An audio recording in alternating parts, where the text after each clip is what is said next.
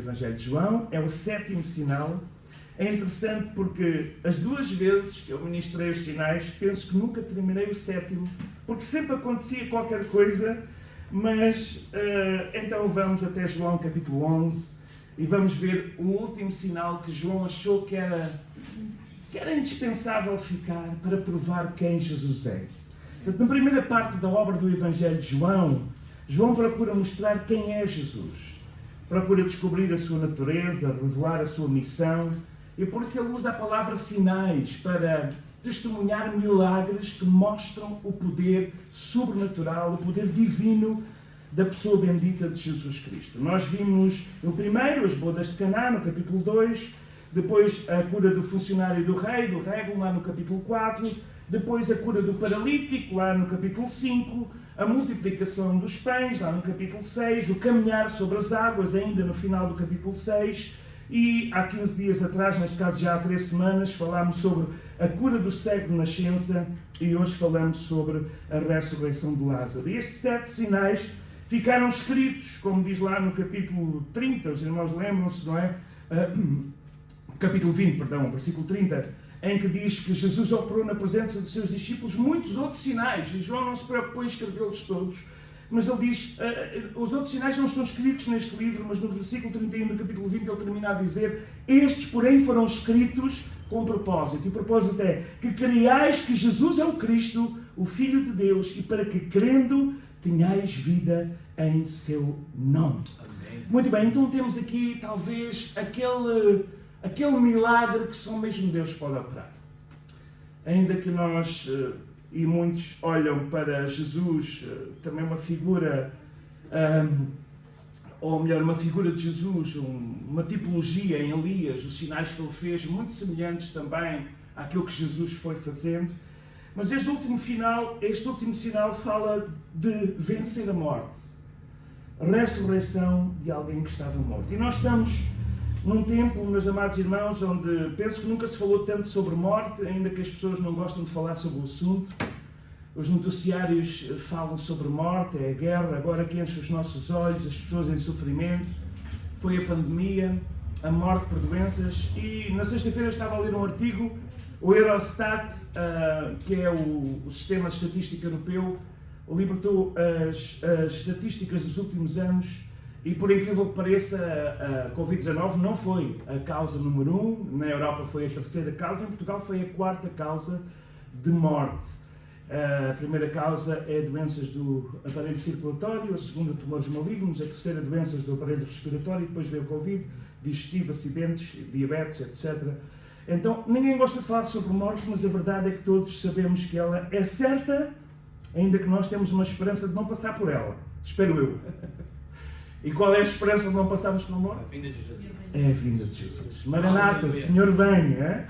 E podemos ser essa geração. Eu creio que provavelmente seremos esta geração, mas planeamos como se Ele não venha, mas vivemos como se Ele viesse hoje. Não apenas amanhã. Vivemos como se Ele viesse hoje, mas planeamos como se Ele demorasse mais tempo em termos de visão de igreja, em termos da nossa vida, mas vivemos a cada dia como se ouvisse o soar de trombeta hoje mesmo, amanhã, esta noite, sabendo que haverá camas onde 2 estarão dormindo e um será levado e outro será deixado, como Jesus nos fala. Mas vamos então não nos perder e vamos a João capítulo 11. Vamos ler este texto, este capítulo extraordinário da Palavra de Deus.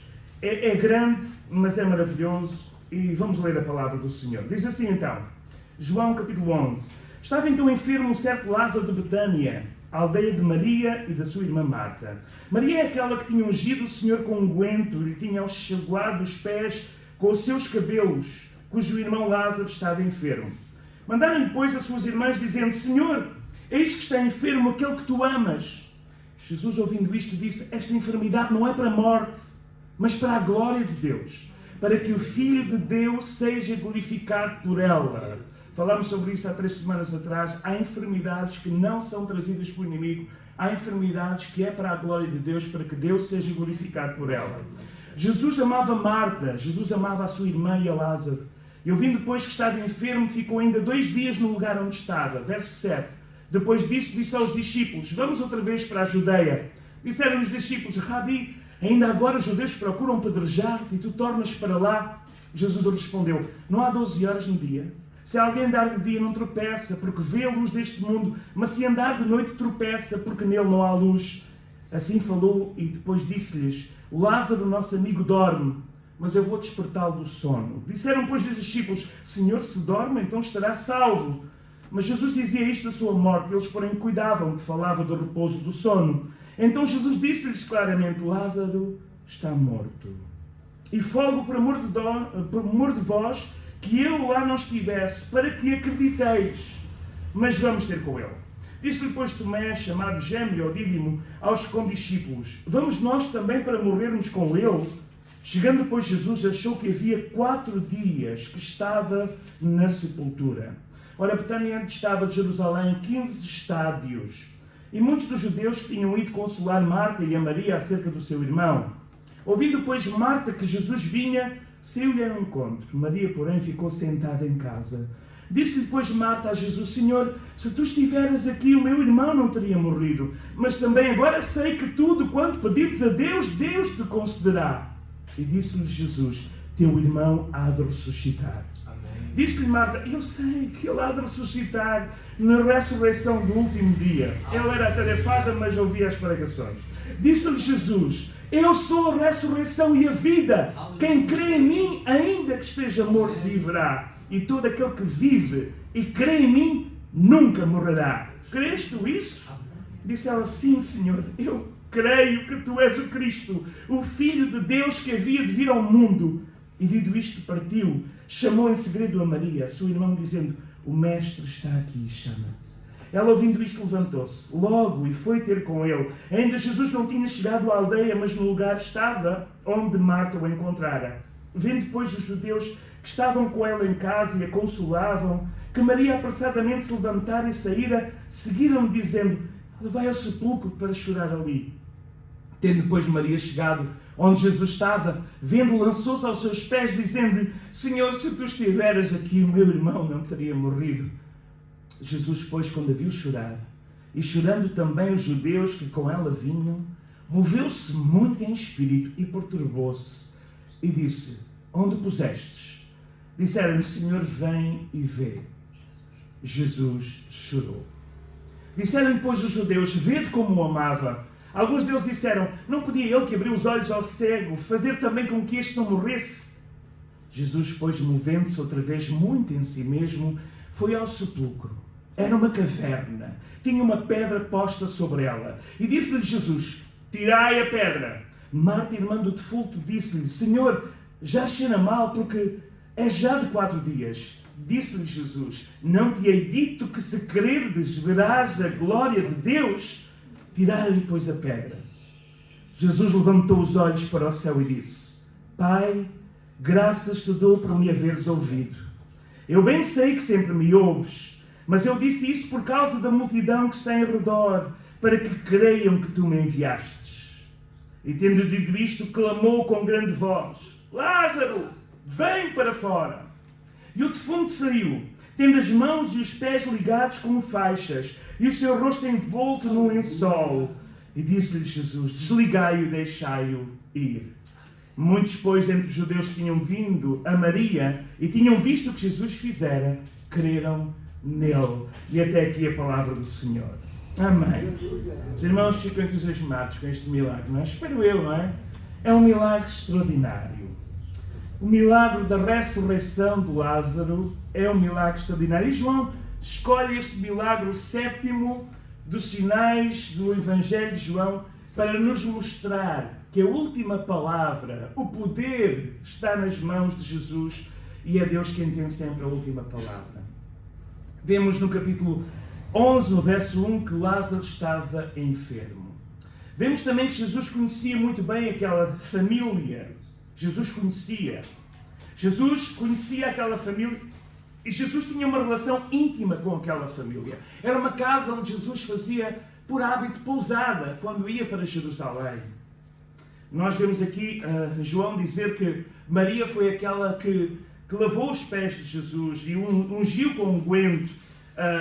Mas isto nós sabemos que acontece no capítulo 12. Lembramos que João está a escrever este texto quase 50, 60, 80, há várias teorias, depois de tudo isto ter acontecido, talvez 60 seja muito tempo, mas no final dos seus dias, já depois dos evangelhos estarem escritos, e João não se preocupa muito com cronologia, porque todos conheciam bem quem era Maria e aquilo que ela tinha feito, e que Jesus tinha dito: em todo o mundo será conhecido o que esta mulher fez, não é? Então Maria é aquela que tinha ungido o Senhor, profeticamente preparando para precisamente o seu sepultamento que iria acontecer mais tarde. Sai um pedido de auxílio, versículo 3. As irmãs mandam, na altura não havia correio, não havia telefones, não havia internet, nem mensagens, mas alguém sai, é enviado para procurar Jesus e ter com Jesus. E pedisse que viesse ter, porque aquele a quem Jesus amava, verso 3, as suas irmãs mandaram este recado: eis que está enfermo aquele a quem tu amas. Mas é muito interessante, como eu já citei quando estava ali no verso 4, que Jesus responde para aqueles que trazem o recado e para os seus discípulos que estavam a registrar as suas palavras, que esta enfermidade tinha um propósito. Era uma enfermidade com um propósito. E o propósito da enfermidade, a maior parte das doenças, nós sabemos que o fim delas é a morte. Há doenças incuráveis, há doenças fatais.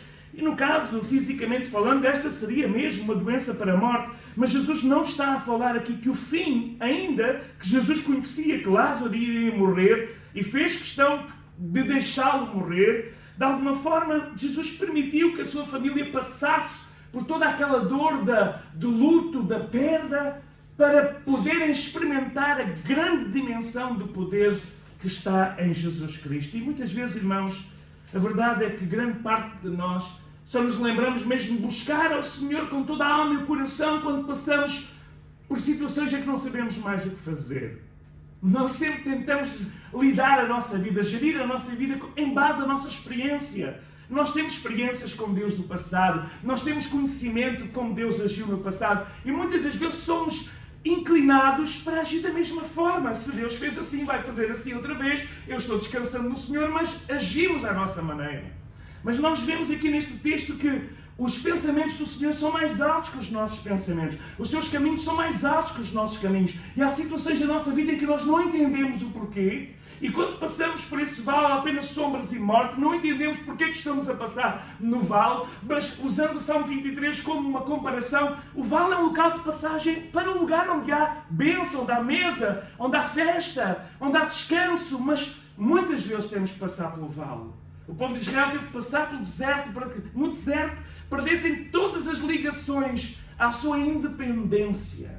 Porque o grande problema do coração do homem e a tentação do jardim foi independência, nós sermos independentes. E o cristão tem que entender que nós não podemos ser independentes, porque quando nós somos independentes, nós vamos ser entregues ao destino, que é um destino que todos nós sabemos, que está destinado a quem peca, que é a morte, que é a tristeza. Mas quando nós somos dependentes daquele que já venceu a morte, que já venceu as dificuldades e dependemos dele para viver, dependemos dele para nos levantar, como o apóstolo Paulo dizia, nele nos movemos, nele existimos, quando nós temos a nossa vida fundada na pessoa de Jesus. E há uma interdependência total. Senhor, o que é que queres que eu faça? Senhor, o que é que tu me queres ensinar com isto? Senhor, o que é que tu me queres revelar com este problema? Senhor, o que é que tu me queres ensinar com esta circunstância? E nós entendemos que nós temos um propósito para Deus.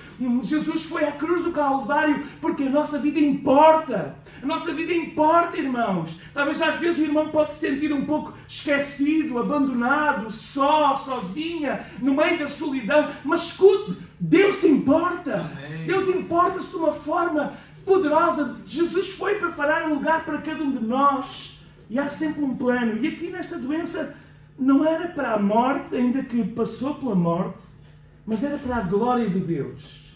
Era necessário.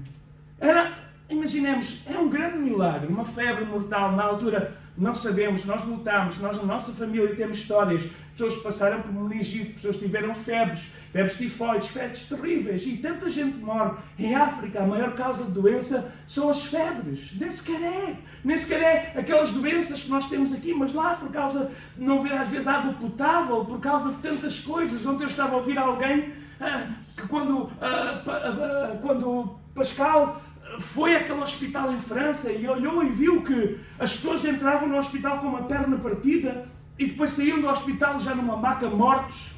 Como é que era possível? E reparou que a água onde eles lavavam era a mesma água. As pessoas tinham doenças, febres, tinham vírus, bactérias, lavavam-se na mesma água e as pessoas entravam com um osso partido que não tinham uma infecção e saíam dali mortos.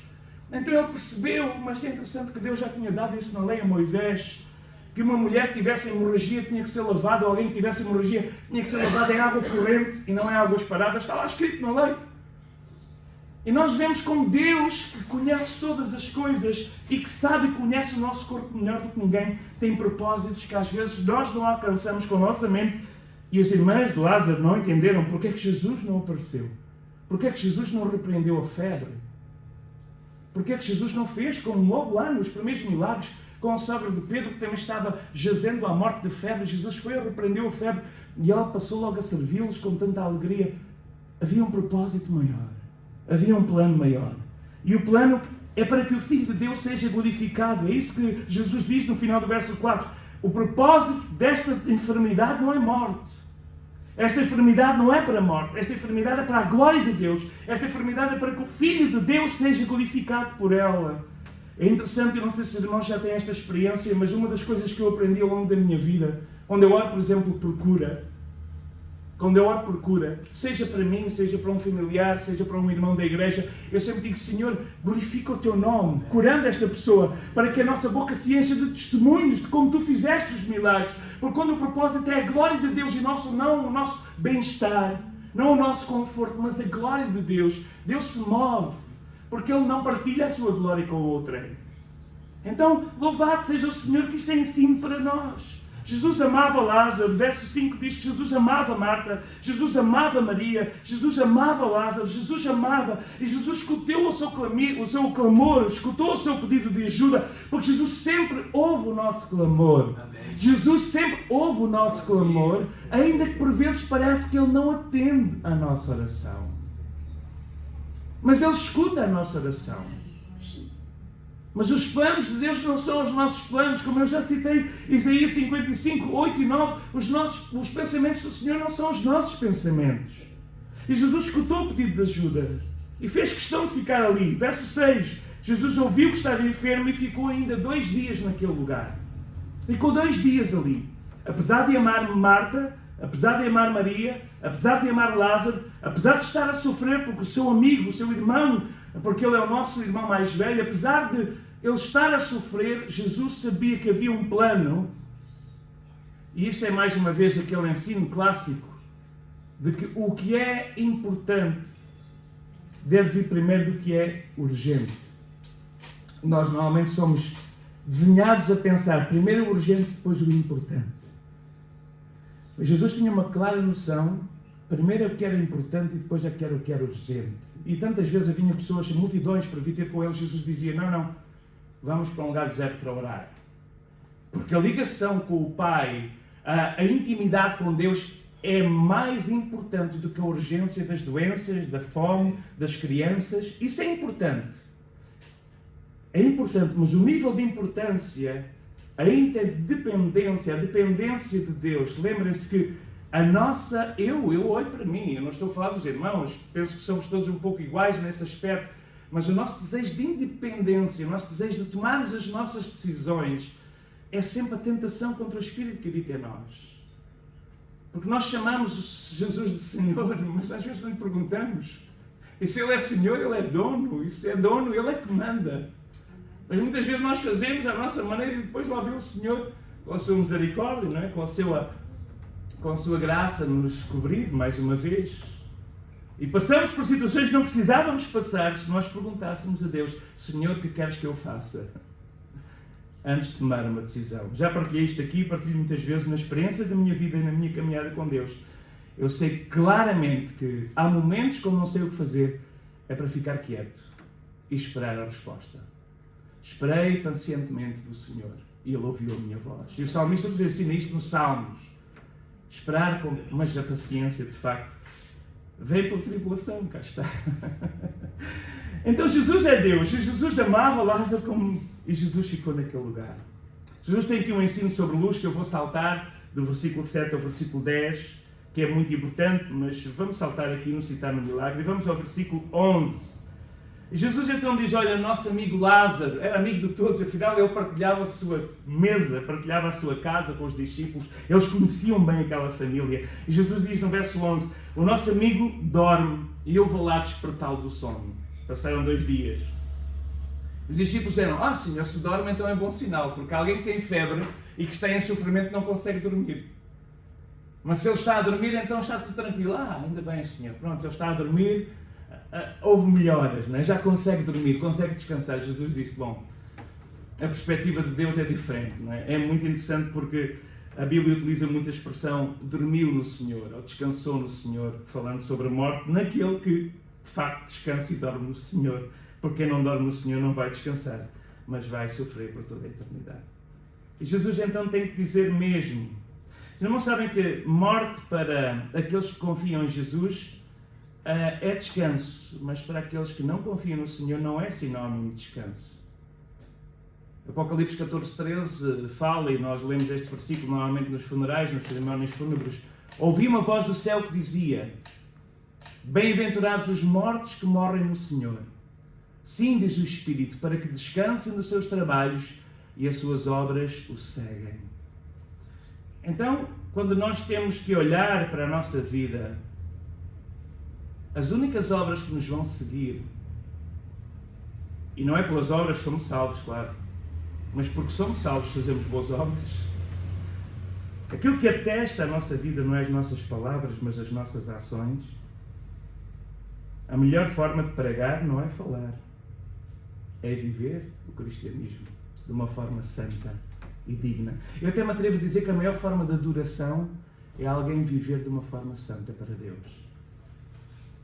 É uma adoração constante e contínua diante do Senhor. Bom, já me estou a perder outra vez. Então, Jesus tem que dizer mesmo claramente. Eles disseram, ele está a dormir, então está salvo. Jesus disse, claramente, verso 14, Lázaro está morto. Era um fato inegável. Humanamente, quando há morte, não há nada a fazer.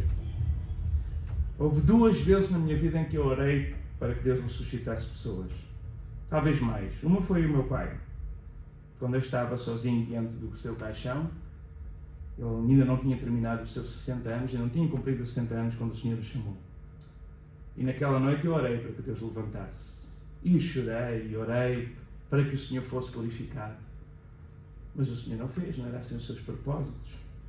Outra pessoa foi uma irmã nossa que faleceu num acidente e o seu marido pediu mesmo que eu fosse a Espanha, a Sevilha, orar por ela para que ela ressuscitasse. E eu fui. Em tremor e foi. Infelizmente gostaria de dizer que ele tinha ressuscitado, mas não ressuscitou. Também não era o plano de Deus. Mas nós, como Hebreus nos diz, nós temos que acreditar nas promessas.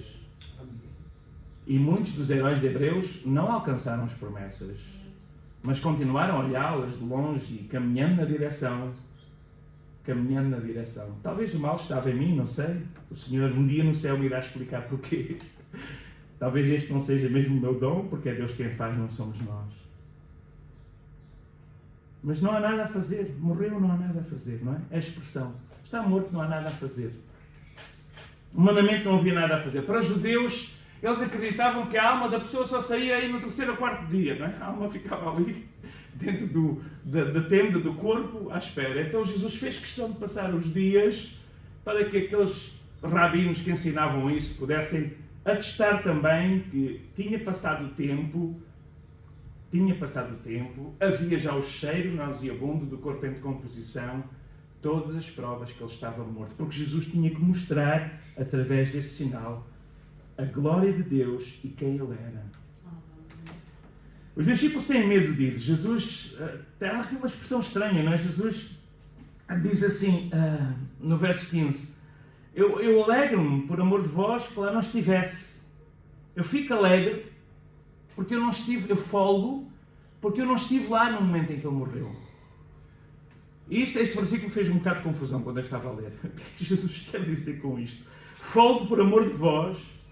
Quer dizer, folgo por amor de vós é um versículo confuso, não é? Folgo por amor de vós que eu lá não estivesse. Mais uma vez, o que é importante tem que ser prioritário ao que é urgente. Jesus está a dizer, se eu estivesse lá porque amava Lázaro, eu provavelmente não o deixava morrer. Eu tocava nele, eu curava-o. Mas porque há um propósito maior, porque há um propósito de um milagre maior, Jesus afastou-se e foi para outro lugar, e os discípulos disseram, mas Senhor, lá querem te matar, tu vais para lá agora. Não, temos que... Há um propósito, há um plano de Deus. E o plano de Deus é diferente dos nossos planos. Os pensamentos, como eu já referi, são diferentes. Jesus tinha que deixar passar todo aquele tempo para não haver dor. Jesus tinha que deixar passar o tempo para que os amigos de Maria, que devia ser uma mulher de Deus, era de certeza, a Bíblia atesta, uma santa mulher de Deus, que trouxesse amigos de Jerusalém e de outros lugares que viessem consolá-la, que houvesse testemunhas oculares para verem, que houvesse muita multidão em volta. Não podia ser só ele e Lázaro num quarto, não podia ser só ele, Lázaro, Maria e Marta, não podia ser só ele, Lázaro, Maria e Marta e os discípulos. Tinha que haver testemunhas, tinha que haver aquele momento. E Jesus disse, eu folgo que eu não estivesse lá, porque senão o meu impulso seria talvez até passar a... Bom, isto é muito estranho dizer, claro que isto não iria acontecer, porque Ele é Deus. Mas é um pouco como a oração do Getsemane, quando Jesus disse, se possível, passa de mim este cálice, sabendo que não é a vontade de Deus passar o cálice do Pai. Ele disse, todavia não seja a minha vontade. Jesus também era 100% homem. Emoções, amizade com aquele homem, Lázaro, aquelas mulheres, Maria e Marta, que a serviam, que a amavam. E Jesus não conseguia ver. Nós conseguimos ver. Às vezes eu lembro-me que durante a minha juventude sempre fugi do sofrimento. Quando sabia que alguém estava doente, não queria visitar, não queria ir lá. Agora, à medida que os tempos vão passando e quando vimos aqueles que nós amamos morrerem diante de nós e cuidámos deles até o último suspiro, percebemos que é importante estar lá. Mesmo quando não fazemos nada, mas temos uma presença.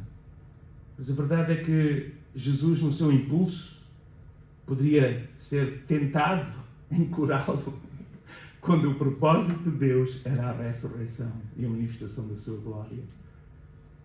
Às vezes nós dizemos, Senhor, porquê que tu não resolves isto? E o Senhor diz, eu estou a preparar aqui o cenário de um grande milagre, não é? Já é um milagre o nosso irmão, o patrão do nosso irmão, ter dado uma oferta a alguém que não é crente. Mas o milagre é maior quando a oferta se perde e quando está tudo perdido e Deus traz e diz assim, olha, esta oferta é muito importante. E a dracma perdida, uma das 10, só se tornou importante quando se perdeu. Porque quando estava na caixinha era importante, mas estava guardada. A ovelha perdida das 100 só se tornou importante quando se perdeu. E às vezes Deus permite que nós percamos coisas na nossa vida. Tínhamos momentos em que perdemos alguma coisa para nós darmos valor. E uma das coisas que temos que aprender na nossa caminhada cristã, nós temos vivido momentos de grande alegria na nossa vida. Os irmãos são também participantes neste milagre, porque oraram por nós, as irmãs, quando nós fomos à Alemanha fazer o funeral dos tios da Isabel, por 2 vezes, portanto foi aqui 3 semanas de diferença do marido e da esposa. E nós dissemos claramente, nós vamos lá com o propósito, não apenas de fazer a cerimónia, mas tentar trazer os seus filhos que estão perdidos de volta para o Senhor.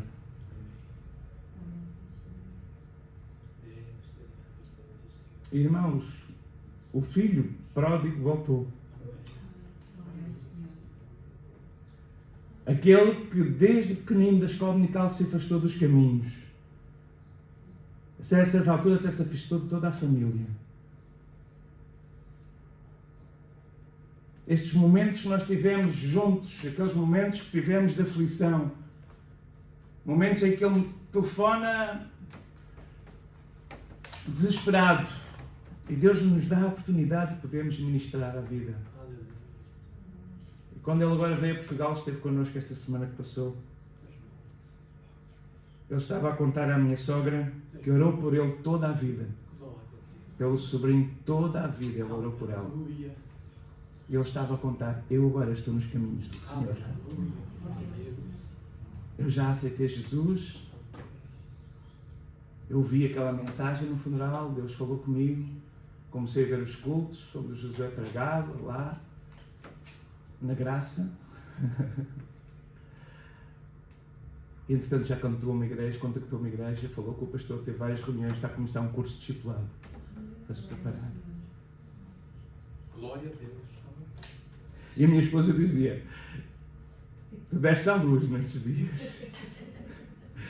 E eu dizia: não. Esta é a maior alegria que nós podemos ter na vida. É quando alguém perdido volta para os braços do Senhor. Por isso, irmão e irmã, não desista, mesmo que o filho, ou que o sobrinho, ou que o neto, seja que for, tenha se afastado. Continua a orar, a testemunhar, a ministrar. Os pais tiveram que partir primeiro para que ele tomasse uma decisão a seguir.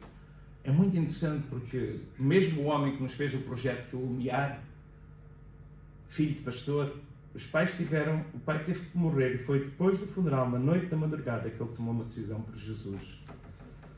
E hoje serve as igrejas também com o seu trabalho e é ancião numa igreja ali em Santarém. Nós não sabemos os propósitos, mas o propósito de Deus é sempre maior do que o nosso propósito. Jesus está aqui a dizer: eu ainda bem que eu não estive lá, porque se eu estivesse lá, podia haver uma tentação no meu amor, mas eu tinha que estar. E quando Jesus realmente se contacta com a morte, Jesus percebe: mas eu estava lá quando criámos o homem do pó. Nós nunca desenhámos Adão para morrer. Nós nunca preparámos Eva para morrer. Nós criámos a nossa imagem para termos um relacionamento íntimo com Ele, mas queríamos que Ele caminhasse connosco livremente. E Ele escolheu a sua independência e por causa do seu pecado entrou a morte, porque pelo pecado entrou a morte no mundo. E Jesus, ao ver ali o ambiente de morte, ao ver os homens a chorar, Maria a chorar, Marta a chorar, Jesus, no seu espírito há uma revolta espiritual contra aquele gigante espiritual que é a morte, aquela figura que o inimigo criou pela tentação. Aquela figura, nós não sabemos, claro que há pintura sobre a morte, com uma foice, com aquele capuz, uma caveira, quase como se fosse um espírito, mas é um resultado produzido pelo pecado, um resultado produzido pelo inferno, por Satanás. E Jesus, ao sentir aquele espectro negro da morte, Jesus sentiu uma ira, porque aqui quando diz perturbador do espírito, é uma ira santa que vem dentro dele, ele perturba-se e disse: não foi para isso que nós desenhámos o ser humano, para que morresse. Nós criámos o homem, Deus criou-te, irmã, Deus formou-te no ventre da tua mãe para ter comunhão eterna contigo, para ter uma comunhão que permanece eternamente. Então, quando nós tínhamos estragado o plano de Deus, Deus prepara o seu único filho que vem a este mundo para morrer em nosso lugar, para que possamos ter vida em seu nome. Aleluia! Então vamos voltar ali ao cenário. 2,5 km de Jerusalém. Eles tinham sido ameaçados de morte em Jerusalém. Jesus aproxima-se de Betânia. Marta vem a correr ao encontro dele, verso 17 em diante. Quando Jesus chega, passou 4 dias, 19. Os judeus tinham consolado Marta, ouviram que Jesus vinha. Marta ouviu que Jesus vinha, foi ao encontro. Maria estava num momento de luto, ficou sentada em casa. E Marta, no verso 21, chega perto do Senhor e diz: Senhor, se tu estivesses aqui, o meu irmão não teria morrido. Mas eu não sei, irmãos, nós lembramos sempre daquelas palavras: Marta, Marta. Mas a verdade é que esta Marta aqui é uma Marta já transformada. Desculpem, mas esta é uma Marta transformada. É uma Marta cheia de fé, cheia de conhecimento da palavra. Se calhar ela até reagiu bem àquela repreensão do Senhor. Não está escrito, mas vemos aqui pelos frutos nós conhecemos, não é? E Marta disse, Jesus diz: o teu irmão vai ressuscitar. Marta antes disse: Senhor, eu sei que tudo quanto pedires a Deus, Ele te concede. Eu sei que ele, não há nada a fazer, eu sei que ele está morto, mas eu também sei, tudo que tu pedires a Deus, verso 22, eu sei que ele está morto, mas eu também sei. Eu sei que tu estivesse aqui. Eu tenho várias certezas. Olha, a primeira, se eu estivesse aqui, eu não tinha morrido. Mas eu também sei, tudo que pedes ao Pai, eu também sei, tudo que tu pedires ao Pai, Ele vai conceder. E Jesus disse: o teu irmão vai ressuscitar. Sim, eu também sei disso. Eu também sei que Ele vai ressuscitar. Eu tenho ouvido as pregações. No último dia, os mortos ressuscitarão primeiro. E vão viver para sempre com o Senhor. Eu sei que Ele vai ressuscitar. Então Jesus tem que dizer aquele versículo que é a grande declaração. Eu sou a ressurreição e a vida. Quem crê em mim, ainda que esteja morto, viverá. E todo aquele que vive e crê em mim, nunca morrerá. O pastor Juvenal costuma dizer, o sono... Como é que é? O sono é suave quando o céu é amanhã. Agora, de repente, bloqueei. Estou sempre a citá-lo aqui nesta frase. Não é? Ok, pronto. A morte é suave quando o céu é o amanhã. E a verdade é que... ele depois vai-me corrigir, de certeza. A verdade é que Marta sabia disso, mas a sua carne chorava, porque naquela sociedade onde o homem quem trabalhava, onde o homem sustentava, aqueles 3 irmãos que eram sustentados por Lázaro, que era o homem da casa, ia trazer também sofrimento. E eu não sei o que é que estava na sua cabeça, são sentimentos. Então Jesus disse, o teu irmão vai ressuscitar, porque eu sou. Eu sou. Moisés perguntou, Senhor, ok, eu vou, mas eles vão perguntar qual é o nome, porque no Egito todos os deuses têm nomes. Qual é o nome? É o Deus da morte? Não, esse não é de certeza. Porque no Egito havia o Deus da morte. É o Deus dos gafanhotos, é o Deus dos... É que Jesus depois... É que Deus depois teve que fazer as pragas todas para combater os deuses todos e provar que todos aqueles deuses eram mentira. Todos, até o Deus da água, o Deus da vida. Todos os deuses que eles tinham do Egito eram mentira. E as pragas... Isto é uma grande pregação. Se não estudarem as pragas, com base nos deuses do Egito, vão perceber que Deus está a mostrar que eles não eram nada. Aqueles deuses de grande potência perante Ele. E Moisés disse, Senhor, mas qual é o teu nome? Eles estão habituados a ouvir, é o tempo de Ra, é o tempo de... Qual é o teu nome? Eu sou o que sou. E Jesus agora diz, eu sou. Por isso é que os sinais ficaram escritos, para que nós percebamos que Jesus é Deus. Eu sou a ressurreição, poder vivificador. A vida, vida que permanece. Zoe, vida eterna. Quem crê, condição para termos vida. Crer nele. Em mim, único Senhor, único Deus, único Salvador. Não há outro nome dado entre os homens pelo qual possamos ser salvos. Ainda que esteja morto, não importa a condição, seja doença, tragédia, necessidade, viverá numa vida que permanece, a solução total, vida em abundância, vida eterna. Todo aquele que crê em Jesus nunca morrerá. Todo aquele que vive e crê em mim nunca morrerá. Verso 26. E Jesus pergunta a Marta, e tu crês nisto? E ela disse, sim, Senhor. E ela faz a declaração de Marta. Os frutos de uma Marta transformada. Marta, a linguagem do amor de Marta era o serviço. É a minha linguagem do amor. A linguagem do amor de Marta era o serviço. A linguagem de Maria era os beijinhos, era os carinhos. A linguagem do amor de Marta era o serviço. Ela queria servir. Oh Senhor, então estou aqui a trabalhar sozinha. Maria está aí, estou... Marta. A melhor parte é a primeira palavra. Depois vem tudo o resto. Eu tive um mentor que me dizia sempre, antes de tomar o pequeno almoço, primeiro leia a palavra de Deus e a Bíblia. E ora, antes de te alimentares fisicamente, alimenta-te espiritualmente. E às vezes eu procuro sempre fazer isso, uma vez ou outra posso não cumprir, tento fazer isso todos os dias. O momento de palavra, porque a palavra é o pão que permanece, o outro é digerido e gasta-se depois de passar uns segundos, mas a palavra permanece. Senhor, Tu és o Cristo, o Filho de Deus. É a declaração dela. Senhor, Tu és o meu dono. Senhor significa dono. Tu és o Cristo, o enviado, o Salvador. O Filho de Deus, a mesma natureza, a mesma essência. Que havia de ver o mundo, esperado das nações. O Filho do homem do livro de Daniel. Não só para os que esperavam, mas para todo o mundo. E então Marta vai transmitir. Nós temos que avançar. Daqui a pouco estão os nossos irmãos para o culto do meio-dia. Marta transmite o chamado do Senhor. E Maria levanta-se. Maria levanta-se. É muito interessante também esta cena. Porque em segredo, verso 28, Marta chama em segredo a Maria, o Mestre está aqui e chama-te. Mas ela estava no vale da depressão.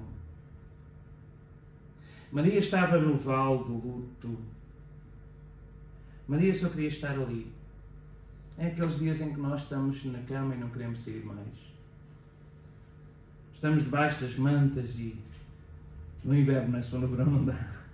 ficamos ali no quentinho, a curtir as nossas misérias. E o inimigo gosta tanto quando nós ficamos assim. Mas o Senhor diz, ou Marta diz a Maria, o Mestre está aqui. Queres ficar no vale de luto? Ou queres ir ao Senhor da vida? Irmãos, isto é ensino para nós, porque quando nós estamos no vale de luto, o caminho é o mesmo.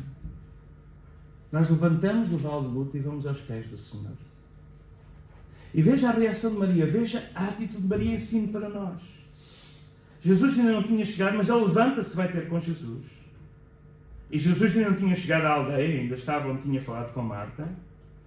Toda aquela multidão que tinha confortado Maria, que era uma santa mulher, tem muitos amigos, muita gente que veio consultá-la, que veio consolá-la melhor. Portanto, vemos pelos frutos os conhecereis. Porque a nossa maior riqueza está nos amigos que nós temos, aqui no mundo, não na eternidade.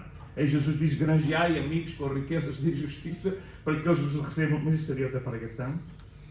Maria então chega àquele lugar e o que é que ela faz quando vê Jesus? Verso 32. Lançou-se aos seus pés. O capítulo 12, talvez nós só vamos entender o capítulo 12, os irmãos vão ler em casa, quando ela vai buscar o seu maior tesouro, fruto de trabalho de um ano de uma pessoa a trabalhar braçalmente, e ela pega naquele tesouro e derrama sobre o Senhor. Senhor, tudo o que eu tenho, tudo o que eu sou, eu entrego a Ti. E depois é aquela expressão de adoração. Aqui há uma entrega. No capítulo 12 vem a expressão de adoração. Que é ela ungir o Senhor, não é? Mas aqui há uma entrega. Ela joga-se aos pés do Senhor. E ela diz novamente, Senhor, se Tu estivesses aqui, as mesmas palavras da irmã, o meu irmão não teria morrido. E Jesus, quando vê Marta chorar, Jesus, quando vê chorar os judeus que estavam com a Marta, Jesus fica perturbado com aquilo. Perturbado com a morte, perturbado com o nosso inimigo, perturbado com tudo aquilo. E Jesus diz, onde o pusestes? Eles disseram, Senhor, vem. Quando Jesus vê aquela caverna, aquele lugar, aquele cenário daquela mulher que ele amava, aqueles homens que estavam a testemunhar, aquelas pessoas, aquela pequena multidão que tinha vindo consolar Maria a chorar, Jesus também chora, e é o versículo mais pequeno da Bíblia que mostra a verdadeira humanidade de Jesus.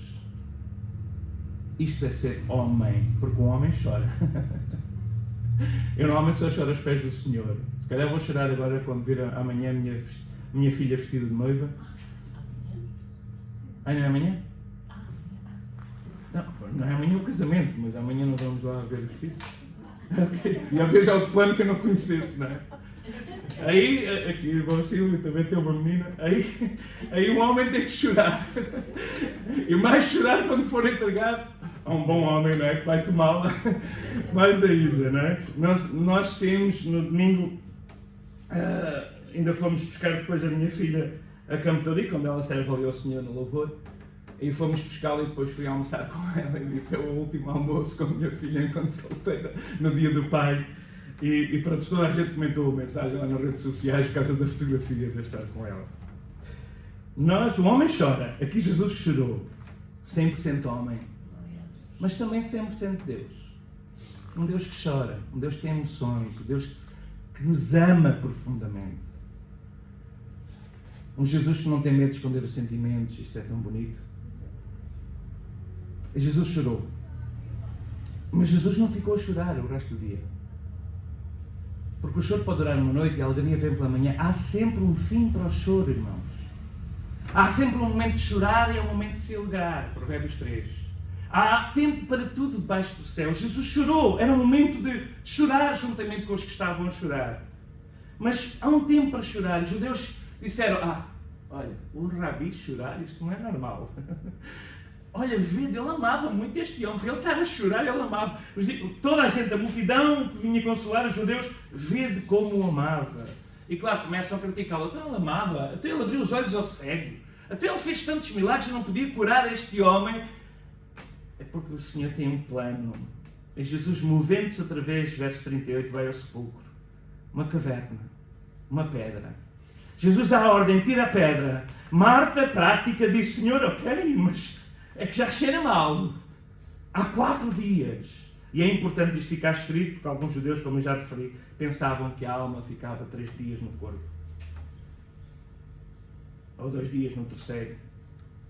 Então Jesus disse: eu não te disse já que se tu creres vais ver a glória de Deus? Tu não percebes ainda o plano? Então Marta dá a ordem: tirem a pedra. Eles tiram a pedra. E vejam a dependência do Senhor. Jesus podia ter dito logo: Lázaro, sai para fora, mas Jesus faz questão de nos ensinar todos os passos que temos que fazer. Não, é mestre, então, ele está a ensinar, é um professor. Não, um professor tem que ensinar tudo, não é? Não pode só dizer o resultado, mas como chegar ao resultado.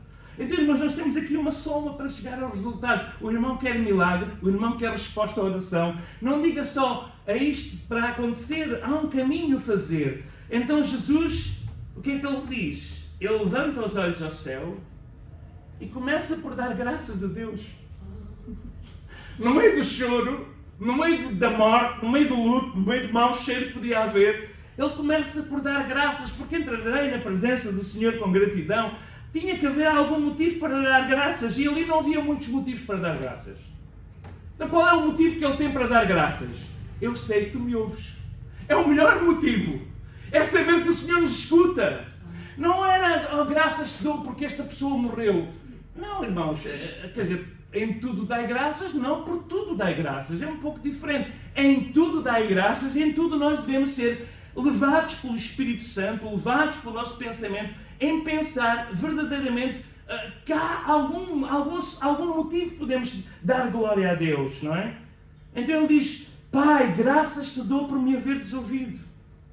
E ele dá graças por certeza. Eu sei, eu bem sei que sempre me ouves, verso 42.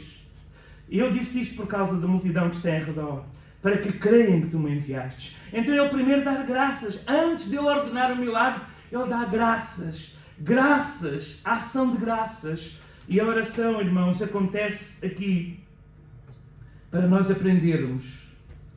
Quando nós damos graças a Deus, significa que nós dependemos também de Deus. Dependemos do seu mover, da sua ação. E ele dá graças a Deus. E depois então Jesus, sim, ele mostra o poder vivificador. E ele, depois de dar graças a Deus, toda a multidão ouviu aquela oração. Ele diz: Abba, não é? Pai, graças te dou por me teres ouvido. E graças te dou porque eu sei que tu sempre me ouves. Oh, irmão, qual é a maior certeza que nós podemos ter? É que somos ouvidos, e quando nós temos a certeza que o Espírito Santo coloca no nosso coração que sempre somos ouvidos. E ser ouvido não significa ser atendido. Mas ser ouvido é importante. Ser escutado é importante. Há tanta gente que procura audiências, não é? Procura audiências e nunca consegue audiência. Jesus conta a parábola da viúva pobre, estava sempre lá a bater ao juiz iníquo. Ele só funcionava com base daquelas notas por baixo da mesa, não é? Da corrupção. E a mulher não tinha dinheiro, mas tinha o quê? Tinha insistência, e lá todos os dias bater, e o juiz diz: quer dizer, os outros dão-me dinheiro e eu respondo. Esta mulher está-me aqui a chatear todos os dias, vou mas é fazer justiça à mulher, pelo menos larga-me a porta. E Jesus disse: então se o único juiz faz assim, o vosso Pai Celestial, sabem, um dia vamos chegar ao céu, não sei se já disse isto aqui, e nós vamos descobrir tantas respostas à nossa oração nós não tivemos porque desistimos de orar. Desistimos de orar. Se calhar faltava um pouquinho assim só para a resposta vir, e nós desistimos de orar naquele momento. Então Jesus, depois de ter dado graças a Deus, Jesus então diz: Lázaro, sai para fora. E o poder da palavra do Deus que criou os mundos